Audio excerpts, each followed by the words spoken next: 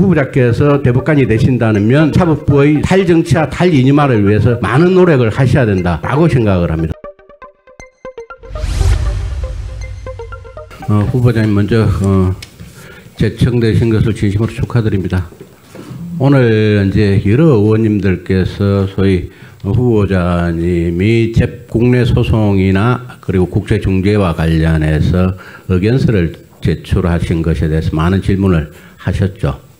네. 저도 뭐 변호사 생활 한 1년 정도 했습니다만은 그 의견서 제출에 대한 대가, 그러니까 용역 비용이 뭐 상당히 고액이라는 것에 대해서는 저 역시 뭐 다른 여러 의원님들 지적에 동의를 합니다. 그 부분에 대해서는 후보자님도 동의를 하시죠. 그렇습니다. 그런데 이런 국내 로펌들이 왜 이렇게 후보자님한테 많은 비용을 지출하면서 의견서를 제출을 받았을까요? 예, 우선 국제 중재부터 말씀드리면 국제 중재 절차의 경우에는 한국법이 중국법인 사건에서 외국인들로 구성된 중재 판정부에게 당사자의 편이 아니라 독립적인 지위에서 독립성 서약을 하고 선서를 하고 또 장시간의 탄핵을 받으면서 중재 판정부를 돕도록 요구되고 있습니다. 그리고 그게 반드시 필요한 사건들이 지금 대단히 많습니다. 그거를 일본법 교수가 할 수도 없고 독일법 교수가 할 수가 없고 결국은 한국법 교수가 그 역할을 수행해야 합니다. 근데 말씀드리기 대단히 외람스럽지만 이게 아무래도 민법뿐만 아니라 국제거래, 국제중재 그리고 또 외국어 능력을 요구하는 것이다 보니까 지금 아마 극소수의 한국법 교수들이 그런 역할을 수행하게 된 것 같고 그러다 보니까 저에게 요청이 많이 온 것 같습니다. 그래서 전반적으로 조금 내역이 많이 늘어났다는 점에 대해 대단히 송구스럽게 생각합니다. 예. 이 소위 국제 중재라는 것은 지금 우리나라 기업과 외국 기업과의 그 소위 분쟁과 관련된 거죠. 일반적으로는 그렇습니다. 그리고 이제 그거는 재판으로 가지 않고 소위 중재로 국제 중재로 가기 위한 사전 합의가 있어서 그렇게 진행되는 거고. 맞습니다. 예. 그리고 국내 소송과 관련해서 이제 여러 가지 의견을 제시를 합니다. 이거는 결국은 학자로서의 법리에 관한 의견을 제시를 하는 거죠. 예, 사건에 대해서 한쪽의 입장을 대변하는 것이 아니고 저 같은 경우는 일반적인 민법 쟁점에 대한 법 분석을 담아서 의견서를 제출하게 됩니다. 그러니까 후보자님이 제출한 의견서를 보면 민법상 조건법리, 그리고 민법 472조의 해석론, 사회행위 취소법리, 최선노력조항의 법리, 공동원가 부담금의 법리, 공법원리와 부당이득, 불가분 채권의 법리, 신의측의 기능과 역할, 신의측 항변의 제한 법리, 민법상 부당이득 요건 등 완전히 순수하게 법리와 관련해서 재판부에 의견서를 제출을 하는 거죠. 예, 사실관계에 관여할 수는 없고 결국 법률 전문가로서 물론 그 사건과 관련된 법리이긴 합니다만 그 법리가 어떻게 이해되어야 하는지에 대해서 분석을 하고 또 그 법리가 해당 사건에서 가지고 있는 의미를 서술을 하는 경우도 있습니다.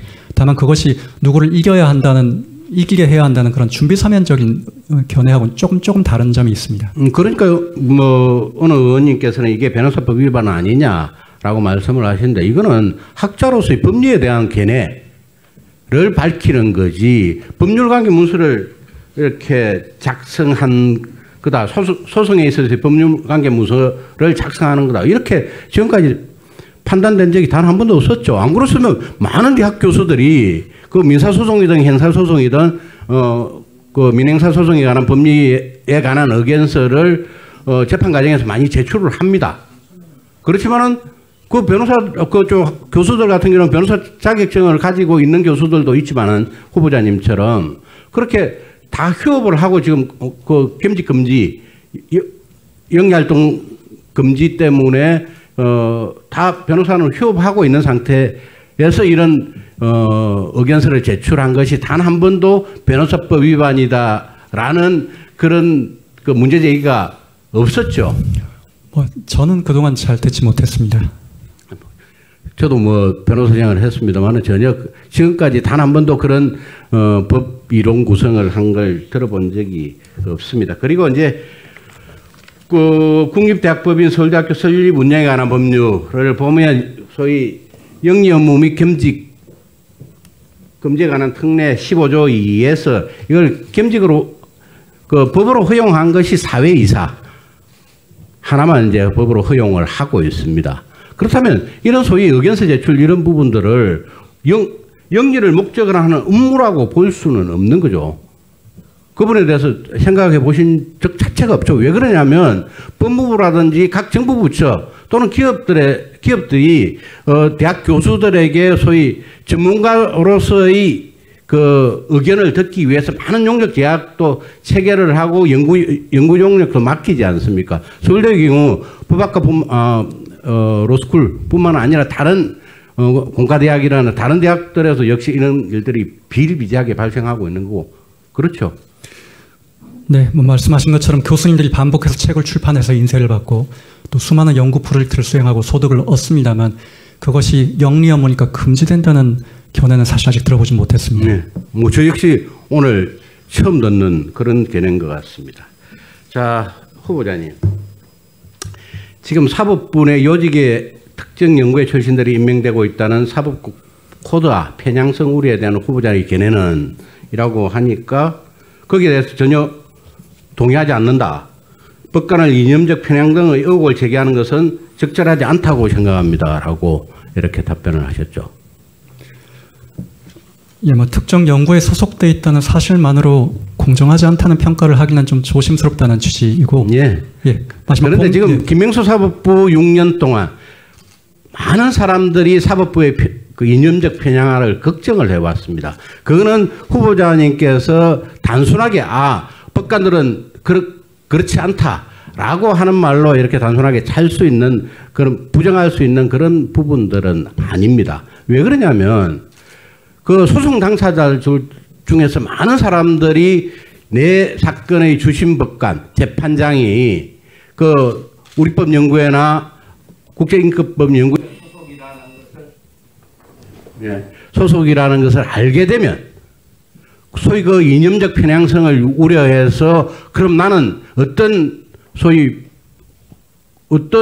그 변호사를 선임을 할 것인가라는 것도 고민을 하게 되거든요. 그런데 김명수 사법부 6년은 많은 국민들 그 소위 그 소송 관계자들로 하여금 그런 걱정을 끼쳐준 그런 6년이었습니다. 이 부분에 대해서는 분명하게 우리 정도 의원님께서도 여러 가지 지적을 하셨습니다만 동일 지적을 하셨습니다만은 이런 부분에 대해서는 그 후보자께서 대법관이 되신다면 사법부의 소위 정치화 탈정치화 탈이념화를 위해서 많은 노력을 하셔야 된다라고 생각을 합니다. 거기에 대한 견해는 어떠신가요? 네, 뭐 재판을 공정하게 하는 것도 중요하지만 공정하게 보이는 것도 중요하다고 배웠습니다. 마찬가지로 정치적으로 편향되지 않는 것도 중요하지만 정치적으로 편향된 것처럼 보이지 않게 하는 것도 중요하다고 생각합니다. 그 점에서는 정치적 편향성 논란이 많이 있었던 것을 대단히 안타깝고 송구스럽게 생각하고 제가 만약 대법관으로 임명된다면 말씀하신 바를 마음에 새겨서 사법부의 정치적 중립성, 독립성을 위해서 열심히 노력하겠습니다.